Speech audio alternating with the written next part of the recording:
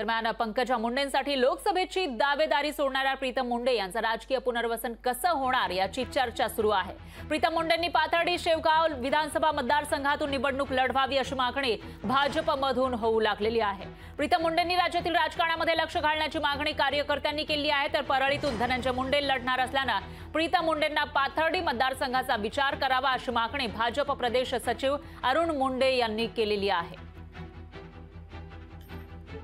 मध्ये चर्चा व्हायची शेवगाव पाथर्डीमध्ये पंकजताई उभा राहत्यान, पंकजताईला दिला पाहिजे, ही सर्वसामान्य जी भावना होती। आणि खरंच जर उद्या प्रीतमताईला इकडे लढायचं असेल, इच्छा असेल किंवा लढणार असणार तर आमच्या त्यांना शुभेच्छा आहेत।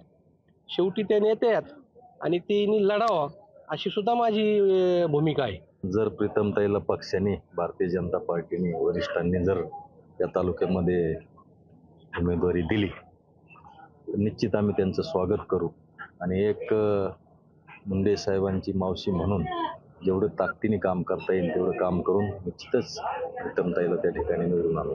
या प्रश्नाचं उत्तर देण्याची आता आवश्यकता नाही आणि माझे शेजारी बिचारे पाथर्डीचे आमदार बसलेले आहेत, त्यांचे टेन्शन तुम्ही वाढवायचं कारण नाही। त्यामुळे पुनर्वसन हा विषय कुणाचा असतो, जो कुठल्या तरी गोष्टीने ग्रस्त असतो, आम्ही कुठल्या ग्रस्त नाही। लोकशाही मराठी ऐका, पहा, जागरूक रहा।